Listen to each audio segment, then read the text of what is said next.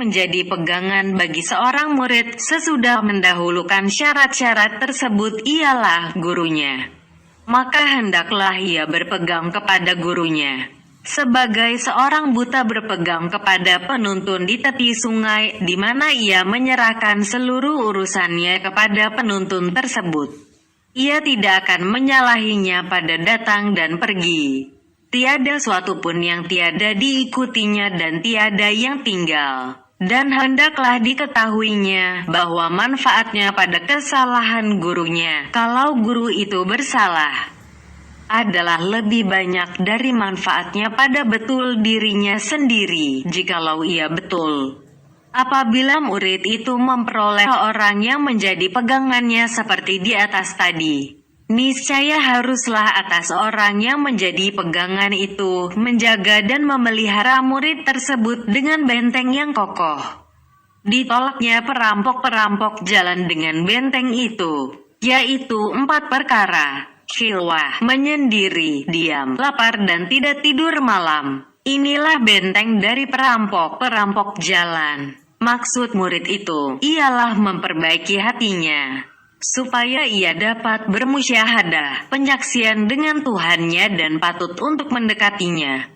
Adapun lapar itu mengurangkan darah jantung dan memutihkannya, dan pada putihnya itu nurnya, cahayanya, dan menghancurkan lemaknya hati, dan pada kehancuran itu halusnya hati, dan halusnya itu kunci diminta untuk mengetahuinya saja, sebagaimana kesatnya itu sebabnya hijab. Dan manakala darah jantung telah berkurang, niscaya sempitlah jalan musuh, karena jalan yang dilalui musuh ialah urat-urat yang penuh dengan nafsu syahwat. Nabi Isa bersabda, "Hai para murid, laparkanlah perutmu, moga-moga hatimu melihat Tuhanmu." Sahal bin Abdullah et-Tusturi berkata, para wali itu tidak menjadi wali kecuali dengan 4 perkara: mengempiskan perut, tidak tidur malam untuk beribadah, diam, tidak suka berbicara, dan mengasingkan diri dari manusia. Faedah lapar pada mencemerlangkan hati adalah suatu hal yang jelas disaksikan oleh pengalaman, dan akan datang penjelasannya secara berangsur-angsur pada kitab menghancurkan 2 nafsu syahwat.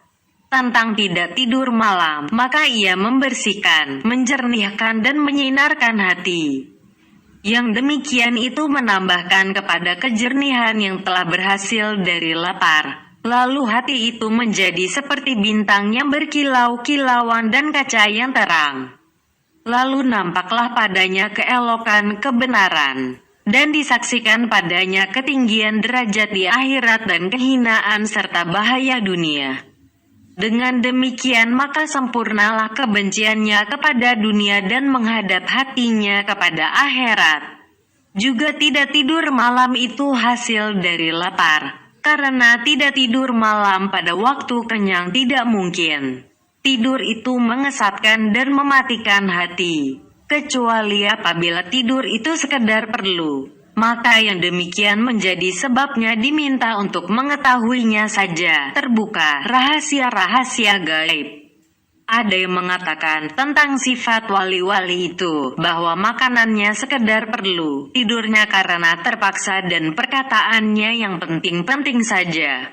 Ibrahim al-Hawashira berkata, telah sepakat pendapat 70 orang benar, orang sidik, bahwa banyaknya tidur itu dari banyaknya minum air. Adapun diam, tidak suka bicara itu, sesungguhnya dipermudahkan oleh mengasingkan diri uzlah.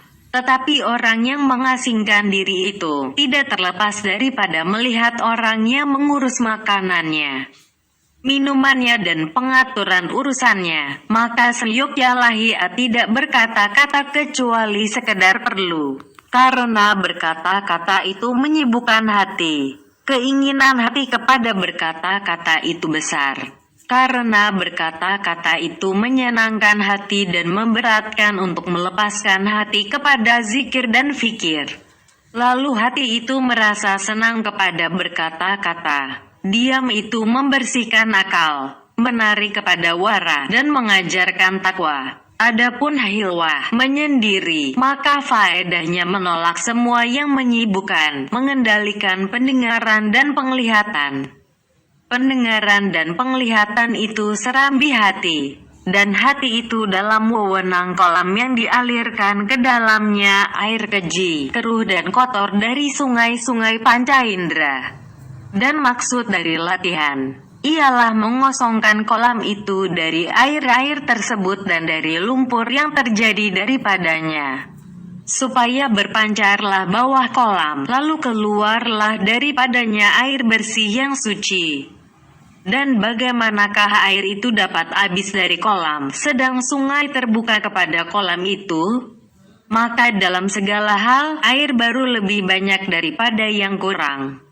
Dari itu, haruslah dikekang panca indera, kecuali sekedar perlu saja, dan yang demikian itu tidak sempurna selain dengan menyendiri hilwah dalam rumah gelap. Dan kalau ia tidak mempunyai tempat gelap, maka hendaklah membalut kepalanya dalam saku bajunya atau berselimut dengan pakaian atau kain sarung. Dalam keadaan yang seperti ini, ia mendengar panggilan kebenaran dan menyaksikan keagungan hadirat ketuhanan. Apakah Anda tidak tahu bahwa seruan kepada Rasulullah SAW sampai kepadanya dan beliau dalam keadaan yang seperti ini? Panggilan itu dengan dikatakan, "Ya ayyuhal muzammil, hai orang yang meletakkan pakaian. Ya ayyuhal mudasir, hai orang yang berselimut." 4 yang tersebut itu adalah tembok dan benteng. Dengan itu tertolaklah perampok-perampok jalan, dan tercegahlah halangan-halangan yang menghalangi jalanan. Apabila telah diperbuat demikian, niscaya dapatlah sesudah itu meneruskan perjalanan. Dan perjalanannya itu dengan membuang rintangan-rintangan. Dan tak ada rintangan pada jalan Allah Ta'ala selain dari sifat-sifat hati yang sebabnya berpaling kepada jalan Allah Ta'ala. Selain dari sifat-sifat hati yang sebabnya berpaling kepada dunia, dan sebagian dari rintangan-rintangan itu lebih besar dari sebagian yang lain. Dan penertiban pada penyingkirannya ialah dengan melaksanakan yang lebih mudah, lalu yang lebih mudah, yaitu sifat-sifat tersebut, yakni rahasia segala hubungan yang dipotongnya pada permulaan kemauan dan bekas-bekasnya, yakni harta, kemegahan, kecintaan dunia, berpaling kepada makhluk dan menoleh kepada perbuatan maksiat.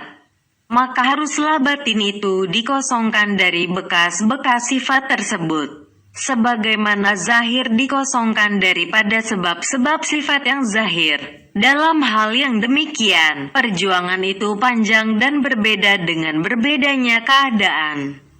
Kadang-kadang ada orang yang telah mencukupi banyak sifat, maka baginya tak panjang perjuangan mujahadah. Dan telah kami sebutkan dahulu bahwa jalan mujahadah bersungguh-sungguh ialah melawan semua keinginan dan menentang hawa nafsu pada setiap sifat yang mengerasi atas jiwa murid sebagaimana telah disebutkan dahulu.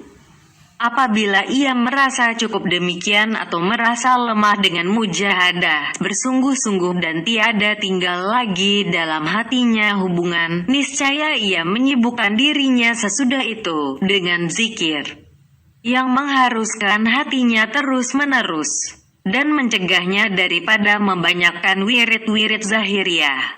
Tetapi ia menyingkatkan kepada ibadah wajib dan sunat rawatib, dan wiridnya adalah satu saja, yaitu isi segala wirid dan buahnya, yakni harus-menerusnya hati mengingati, berzikir kepada Allah Ta'ala sesudah terlepas daripada mengingati lainnya. Dan tidak dapat menyibukkan hati dengan zikir selama hati itu menoleh kepada hubungan-hubungan lain. Asy-Syaibli berkata kepada Al-Hasyari, "Jikalau terguris pada hatimu dari Jumat yang engkau datang kepadaku sampai Jumat lain, Jumat di muka, sesuatu selain Allah Ta'ala, maka haramlah engkau datang kepadaku. Hati yang semata-mata begini tidak akan diperoleh, selain dengan kebenaran kemauan dan bersemayamnya kecintaan kepada Allah di dalam hati. Sehingga ia dalam bentuk orang yang rindu, yang tiada memperhatikan yang lain, yang tiada baginya selain hanya satu cita-cita saja.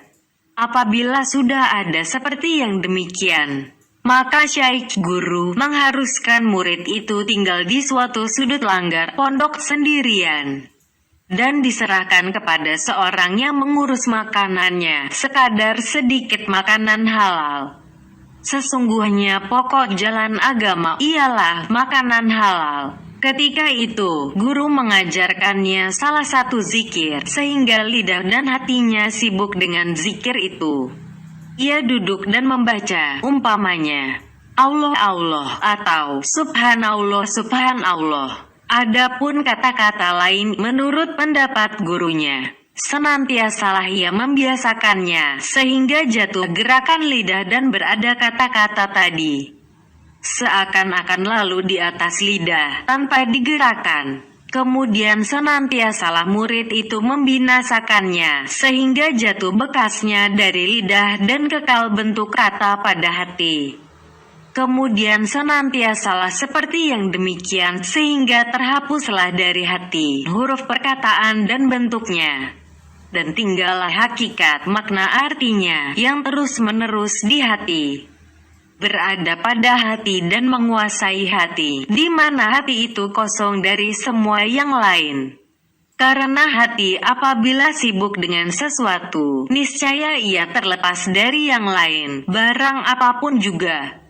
Apabila hati sibuk dengan zikir kepada Allah Ta'ala dan itu yang dimaksud, niscaya sudah pasti ia terlepas dari yang lain.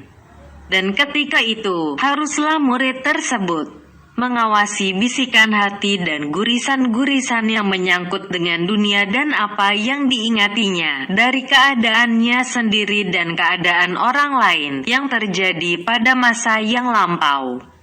Karena manakala hati itu sibuk dengan sesuatu, walaupun pada waktu sekejap mata, niscaya hati itu kosong dari zikir pada masa sekejap mata itu.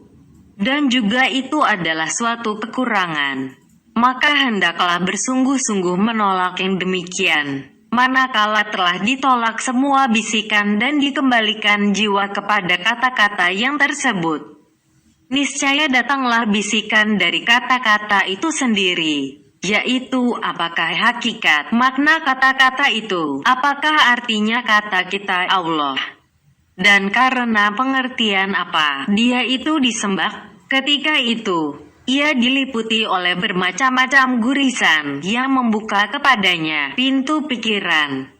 Kadang-kadang datang kepadanya sesuatu sifat kufur dan bid'ah yang diada-adakan dari bisikan setan. Manakala ia benci kepada yang demikian dan berusaha menjauhkannya dari hati, niscaya tidak mendatangkan melarat yang demikian itu kepadanya. Gurisan-gurisan itu terbagi kepada yang diketahui dengan yakin bahwa Allah Ta'ala Maha Suci daripadanya. Akan tetapi setan itu melemparkan yang demikian dalam hatinya dan melakukannya atas gurisan hatinya. Maka syaratnya bahwa tidak memperdulikannya, dan ia berlindung kepada zikir, mengingati Allah Ta'ala, dan berdoa kepadanya untuk menolak dari yang demikian, sebagaimana firman Allah Ta'ala, dan kalau setan orang jahat itu membisikkan kepada engkau bisikan yang membawa kepada kejahatan, maka hendaklah engkau berlindung kepada Allah. Sesungguhnya Dia Maha Mendengar dan Maha Tahu. S7 Al-A'raf ayat 200. Allah Ta'ala berfirman, sesungguhnya orang-orang yang bertakwa, apabila mereka ditipu oleh setan yang datang berkunjung, niscaya mereka ingat kembali dan ketika itu mereka menjadi orang-orang yang mempunyai pemandangan. S7 Al-A'raf ayat 201. Dan terbagi kepada yang diragukan, maka seyuknyalah dibentangkannya yang demikian kepada gurunya, bahkan setiap apa keadaan yang didapatinya dalam hatinya. baik lesu atau rajin atau menoleh kepada hubungan keduniaan atau keakhiratan, atau benar tentang kemauan, maka seyogyanya dilahirkannya yang demikian itu kepada gurunya, dan ditutupkannya pada orang lain, lalu tidak diperlihatkannya kepada seorang jua pun. Kemudian, bahwa gurunya melihat keadaannya dan memperhatikan tentang kecerdikan dan kepintarannya. Kalau guru itu mengetahui bahwa kalau murid itu ditinggalkannya dan disuruhnya berpikir, niscaya ia menyadari dari dirinya akan hakikat kebenaran. Maka seyogyanya murid itu dibawa kepada berpikir dan disuruhnya selalu berpikir, sehingga tercurahlah dalam hatinya nur yang membukakan hakikat makna itu kepadanya. Kalau guru itu mengetahui bahwa yang demikian tidak akan menguatkan murid yang seperti itu, niscaya dikembalikannya murid tersebut kepada keyakinan yang tegas dengan apa yang dapat dibawa oleh hatinya dari pengajaran, zikir dan keterangan yang mendekati dengan pemahamannya. Dan seyogyanya guru itu bersikap halus dan lemah lembut dengan murid itu. Sesungguhnya ini adalah jalan kebinasaan dan tempat yang amat berbahaya. Berapa banyak murid yang berbuat latihan, lalu banyaklah padanya hayalan yang merusak yang tidak mampu ia menyingkapkannya. Maka terputuslah jalannya, lalu ia berbuat salahan dan menempuh jalan yang membolehkan. Dan itu adalah kebinasaan besar.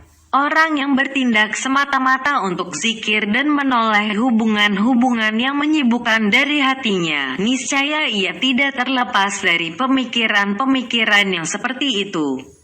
Dia sesungguhnya menumpang kapal bahaya. Kalau selamat, niscaya dia termasuk raja-raja agama. Dan kalau bersalah, ia termasuk orang yang binasa. Karena itulah, Nabi SAW bersabda, haruslah kamu berpegang dengan agama orang-orang lemah, yaitu mengambil pokok iman dan zahiriyah itikad, keyakinan yang terlihat dari luar, dengan jalan taklid turut menurut dan berbuat amal kebajikan. Sesungguhnya bahaya berpaling dari demikian itu banyak. Karena itulah dikatakan harus guru itu mencari firasat pada muridnya. Kalau murid itu tidak pandai dan cerdik yang memungkinkan dengan zahiriyah itikad, keyakinan yang terlihat dari luar, niscaya tidak disibukkannya dengan zikir dan pikiran, tetapi dikembalikannya kepada amaliyah zahiriyah, perbuatan amal yang terlihat dari luar dan wirid-wirid yang berturut-turut dikerjakan, atau menyibukkannya dengan melayani orang-orang yang semata-mata mengarahkan kegiatannya untuk bertafakur, supaya barakah mereka meratainya. Karena orang yang lemah dari berjihad pada garis peperangan, seyogyanya memberi minum kaum pejuang dan menyiapkan binatang kendaraan mereka, supaya ia dibangkitkan pada hari kiamat dalam rombongan mereka dan meratainya oleh barakah mereka, walaupun ia tidak sampai kepada tingkat mereka. Kemudian, murid yang semata-mata menuju kepada zikir dan tafakur, kadang-kadang ia dipotong oleh banyak pemotong yang terdiri dari sifat mengherani diri, ujub, ria dan gembira dengan terbuka hal-hal kepadanya dan apa yang menampak dari permulaan-permulaan kiramah, kemuliaan. Manakala murid itu berpaling kepada sesuatu dari yang demikian dan menyibukkan dirinya dengan itu, niscaya adalah yang demikian itu kelemahan di jalan dan perhentian. Akan tetapi seyogyanya ia membiasakan keadaannya dalam jumlah umurnya, sebagaimana dibiasakan oleh orang haus yang tidak akan diberi kepuasan oleh air laut walaupun dicurahkan kepadanya. Dan ia terus-menerus kepada yang demikian. Dan modalnya ialah putus hubungan dengan manusia, menuju kepada al-haq dan menyendiri. Setengah para pengembara berkata, aku bertanya kepada setengah wali yang memutuskan hubungan dengan manusia, bagaimana jalan memperoleh hakikat makna kebenaran? Wali itu menjawab bahwa adalah engkau di dunia, seakan-akan orang yang melintasi jalan. Pada suatu kali, pengembara itu berkata, "Aku berkata kepada wali itu, tunjukilah aku pada amal perbuatan yang aku dapati hatiku padanya bersama Allah Ta'ala terus-menerus." Lalu wali itu menjawab kepadaku, "Jangan engkau melihat kepada makhluk, karena memandang kepada mereka itu suatu kegelapan." Aku bertanya lagi, "Tak boleh tidak yang demikian bagiku?" Wali itu menjawab, "Jangan engkau mendengar perkataan mereka, karena perkataan mereka itu kesat." Aku bertanya lagi, "Tak boleh tidak yang demikian itu bagiku?" Wali itu menjawab, "Maka jangan engkau bergaul dengan mereka, karena pergaulan dengan mereka itu liar." Lalu aku berkata, "Aku berada di hadapan mereka, tak boleh tidak aku bergaul dengan mereka?" Wali itu menjawab, "Jangan engkau bertempat bersama mereka, karena bertempat bersama mereka itu suatu kebinasaan." Aku berkata, "Ini karena sesuatu sebab." Wali itu menjawab, "Wahai saudara, adakah kamu melihat kepada orang-orang yang lalai dan kamu mendengar perkataan orang-orang yang bodoh? Bergaul dengan orang-orang yang berbuat salah dan engkau ingin memperoleh hatimu bersama Allah Ta'ala terus-menerus, ini barang yang tidak akan ada selama-lamanya. Jadi, kesudahan latihan riyadlah ialah bahwa ia dapati hatinya bersama Allah Ta'ala terus-menerus. Dan yang demikian tidak mungkin, kecuali ia menyendiri dari orang lain. Dan ia tidak menyendiri dari orang lain kecuali dengan lama perjuangan. Apabila berhasil hatinya bersama Allah Ta'ala, niscaya terbukalah baginya keagungan hadirat ketuhanan. Cemerlanglah baginya kebenaran al-haq dan lahirlah baginya sifat kelemah lembutan Allah Ta'ala yang tidak boleh disifatkan, bahwa tidaklah sekali-kali diliputi oleh penyifatan. Apabila tersingkap bagi murid sesuatu dari yang demikian, maka pemotong jalan yang terbesar kepadanya ialah bahwa ia berkata-kata dengan demikian sebagai pengajaran dan nasihat, dan ia berhadapan untuk memperingati. Lalu jiwanya memperoleh kelezatan padanya, di mana tiada lagi kelezatan lain di baliknya. Maka kelezatan itu mengajaknya untuk bertafakur tentang cara mendatangkan segala pengertian itu, membaguskan kata-kata yang disebutkan, menyusun penyebutannya, menghiasinya dengan cerita-cerita, dalil-dalil Al-Quran dan hadits, dan membaguskan perbuatan kata-kata, supaya hati dan pendengaran condong kepadanya. Kadang-kadang setan mendatangkan hayalan kepadanya bahwa ini adalah dari engkau untuk menghidupkan hati orang-orang mati yang lengah terhadap Allah Ta'ala.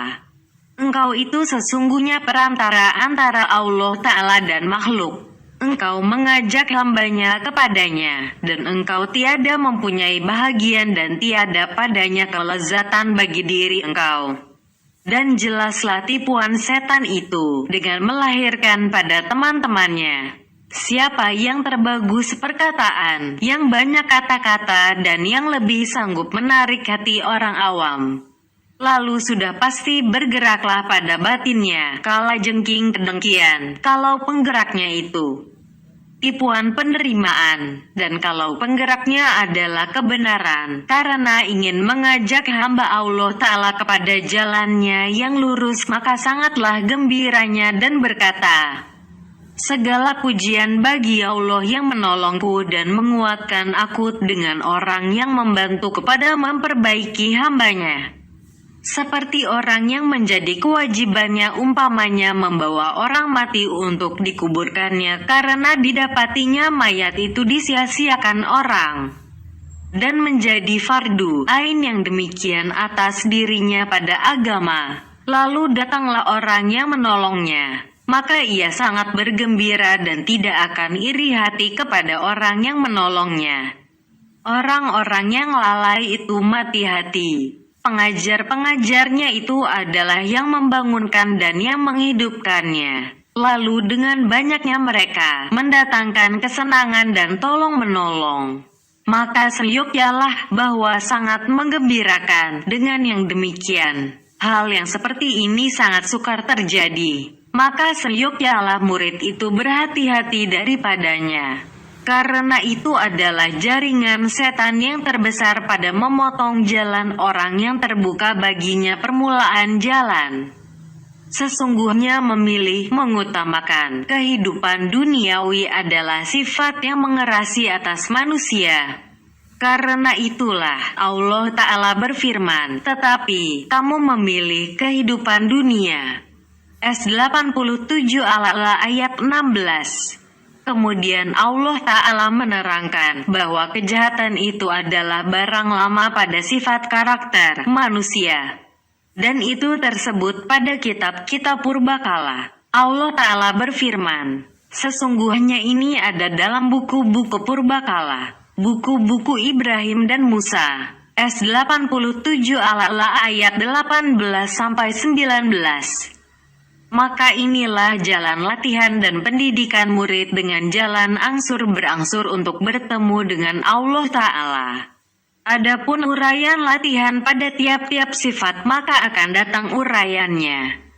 Sesungguhnya sifat yang lebih menguasai pada manusia ialah perutnya, kemaluannya dan lidahnya. Saya maksudkan nafsu syahwat yang menyangkut dengan anggota-anggota badan tadi. Kemudian sifat marah, di mana marah itu adalah seperti tentara untuk menjaga nafsu syahwat. Kemudian, manakala manusia mencintai nafsu syahwat perut dan kemaluan dan berjinakan hati dengan keduanya, niscaya ia telah mencintai dunia. Dan tidak mungkin diperoleh syahwat itu, kecuali dengan harta dan kemegahan. Apabila harta dan kemegahan dicari, niscaya datanglah takanur, membesarkan diri, ujub, mengherani diri, dan suka menjadi kepala. Apabila telah menampak yang demikian, niscaya dirinya tidak membolehkan lagi meninggalkan dunia. Dan dari agama dipegang apa yang ada padanya hal kekepalaan. Dan mengerasilah tertipu dengan hal ikhwal dunia kepadanya. Karena itulah, sesudah kami hidangkan dua kitab ini, kitab tentang keajaiban hati dan kitab tentang latihan jiwa, akan kami sempurnakan rubu yang membinasakan rubu al-muhlikat itu dengan 8 kitab insya Allah Ta'ala, yaitu 1 kitab tentang menghancurkan nafsu syahwat perut dan kemaluan, 2 kitab tentang bahaya lisan, lidah, 3 kitab tentang menghancurkan kemarahan, busuk hati dan kedengkian, 4 kitab tentang celaan dunia dan penguraian tipuannya, 5 kitab tentang menghancurkan kecintaan kepada harta dan mencela kikir, 6 kitab tentang mencela ria dan suka kemegahan, 7 kitab tentang mencela takanur, sombong, dan ujub, 8 kitab tentang tempat-tempat terjadinya tipuan dunia, dengan menyebutkan semua yang membinasakan dan mengajarkan jalan-jalan pengobatannya. Maka sempurnalah maksud kami dari rubu al-muhlikat insya Allah Ta'ala. Apa yang kami sebutkan pada kitab pertama adalah uraian sifat-sifat hati yang menjadi tambang al-muhlikat, sifat-sifat yang membinasakan, dan al-mujiat, sifat-sifat yang melepaskan dari kebinasaan. Dan apa yang kami sebutkan pada kitab kedua adalah isyarat secara keseluruhan kepada jalan pemurnian budi pekerti dan pengobatan penyakit hati. Adapun uraiannya maka akan datang pada kitab-kitab tersebut tadi insya Allah Ta'ala. Dengan pujian kepada Allah, pertolongan dan baik taufiknya, sempurnalah kitab latihan jiwa dan pemurnian akhlak yang akan diiringi dengan kitab tentang menghancurkan 2 nafsu syahwat. Insya Allah Ta'ala, segala pujian bagi Allah Tuhan yang Maha Esa. Kiranya Allah mencurahkan rahmat kepada penghulu kita Muhammad, kepada keluarganya, kepada para sahabatnya dan kepada semua hambanya yang pilihan dari penduduk bumi dan langit. Dan tiadalah yang memberi taufik kepadaku selain Allah. Kepadanya lah aku menyerahkan diri, dan kepadanya aku kembali.